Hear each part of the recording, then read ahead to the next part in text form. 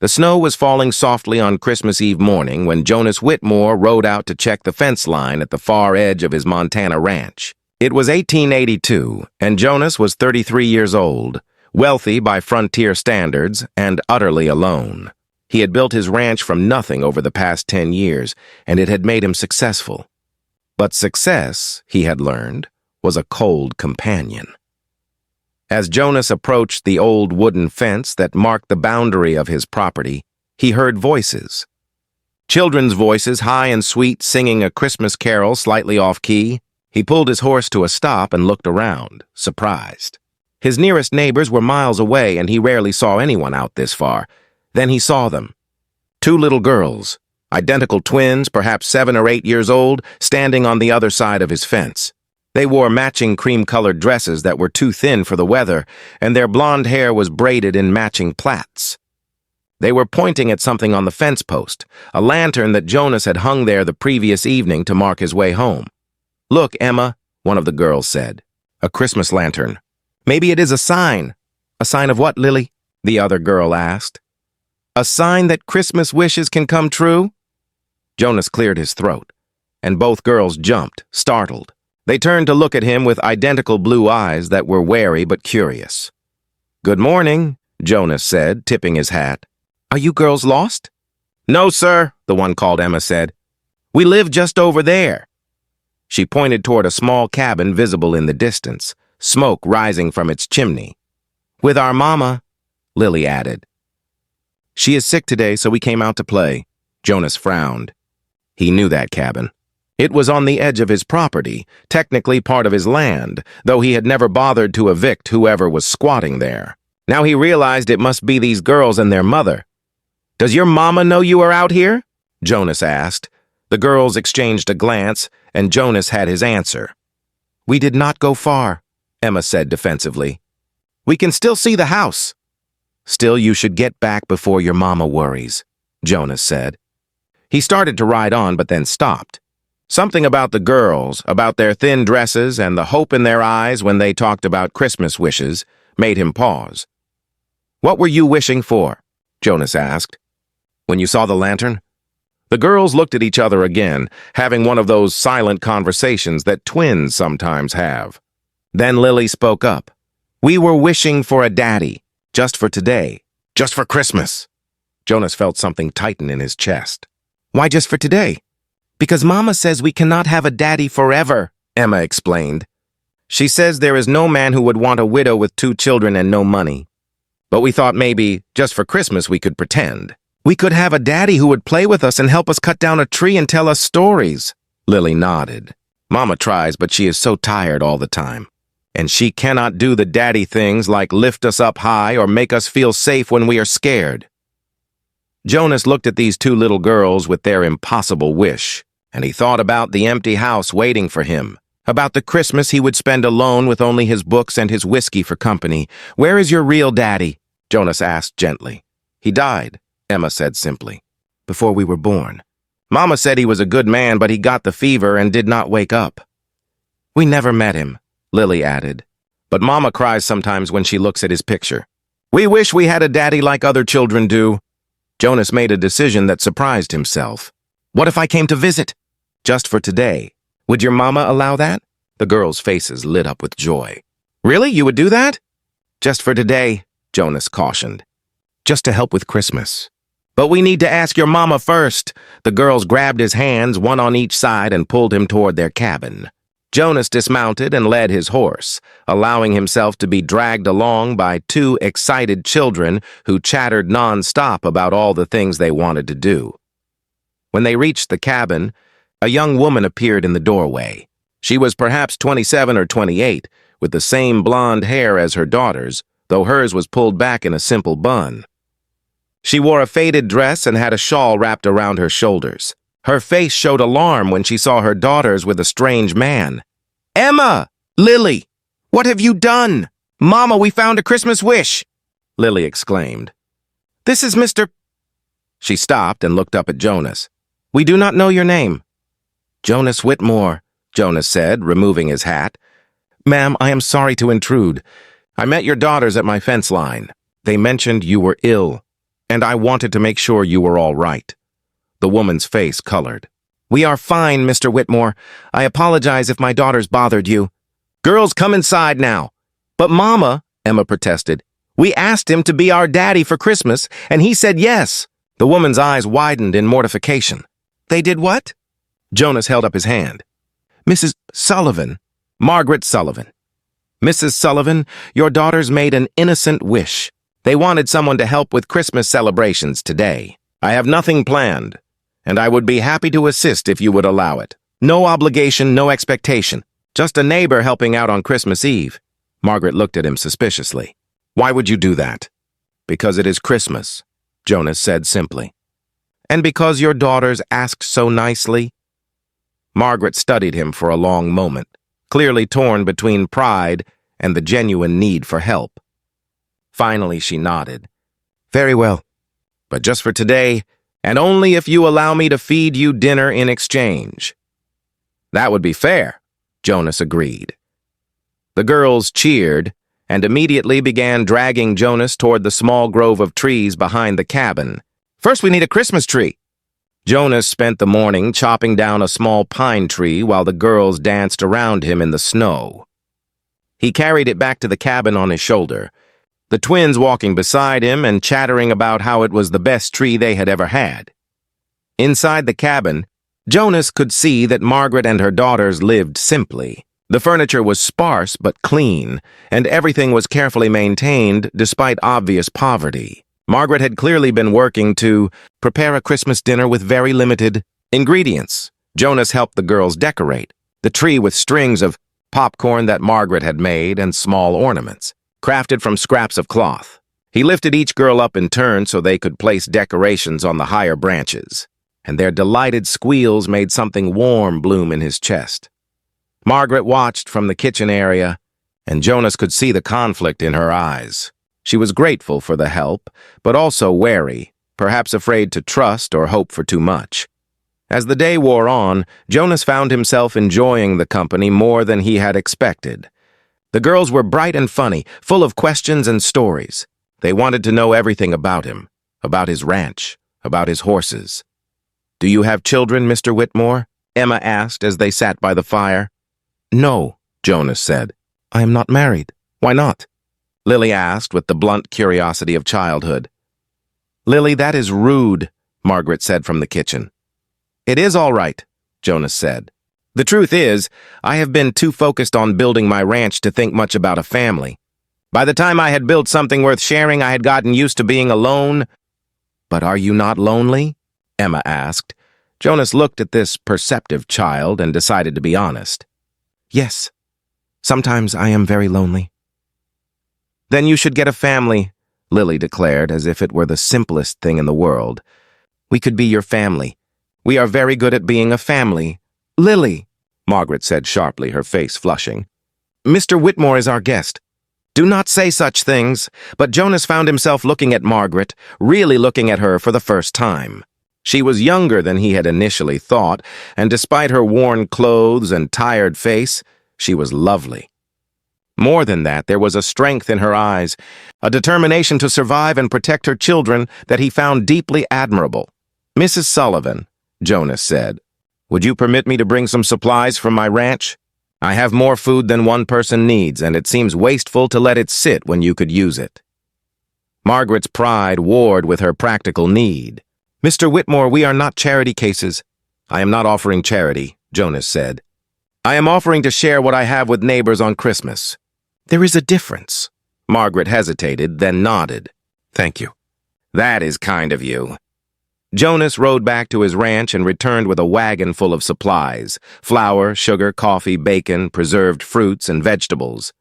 He also brought gifts for the girls, 2 small dolls he had purchased months ago on a whim, thinking he might donate them to the church charity.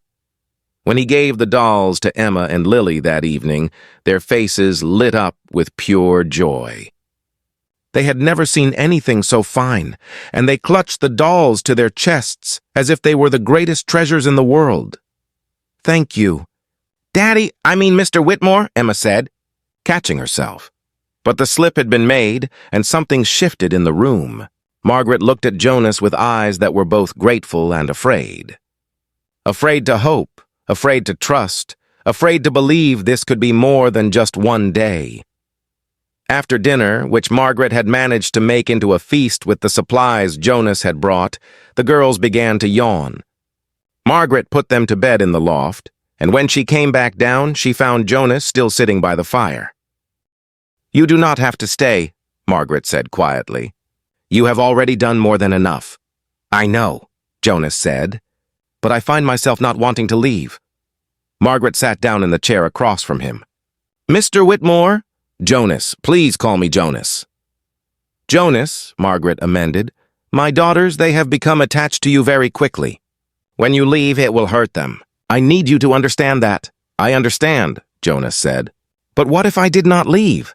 Not permanently, I mean. What if this was not just for one day?" Margaret looked at him warily. "What are you suggesting?" Jonas leaned forward, his hands clasped between his knees. "Margaret, I am going to be direct because I am not good at talking around things. I am a wealthy man by the standards out here. I have a successful ranch, a good house, and more money than I need. But I am alone, and I have been alone for a long time." He met her eyes. "Your daughters asked me to be their daddy for a day, and I said yes, thinking it would be a kind gesture. But spending today with them, with you, I have realized something. I do not want it to be just for a day. I want to be part of a family again. I want to have a reason to come home at night. I want to hear children's laughter in my house." Margaret's eyes widened. "Are you asking what I think you are asking?" "I am asking if you would consider marrying me," Jonas said. "Not today, not rushed, but courting with the intention of marriage. I can provide for you and your daughters. I can give them a good life, an education, a future. And in return, you could give me what I cannot buy with all my money. A family." Margaret stood up abruptly and walked to the window. "You do not know me. You do not love me. How can you propose marriage?" "You are right that I do not know you well yet," Jonas admitted. "And I am not claiming to be in love. But I know enough. I know you are a devoted mother who would do anything for your children. I know you are strong and resourceful. I know you face hardship with dignity." He stood and walked closer to her.